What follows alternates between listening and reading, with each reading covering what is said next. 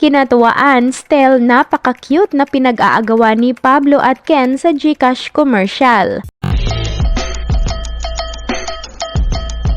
Sadyang napakaganda at haba daw umano ng hair ni Stell sa video na ito, kung saan makikita nga na napagigitnaan siya nila Ken at Pablo habang nag-e-enjoy sa kanilang bagong endorsement commercial na ginagawa sa GCash.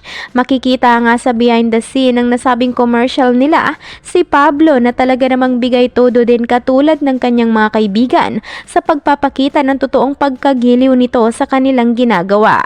Ayon sa isang netizen na tuwang-tuwa sa Pab Ken Stell dahil masyado na daw umano naging maganda si Stell dahil tila pinag-aagawan na daw umano ito ni Ken at Pablo. Pabiro naman ng isang 18, "Pao, please give a chance to Ken." Bakod na daw talaga si Stell sa dalawa niyang puging makulit na kaibigan.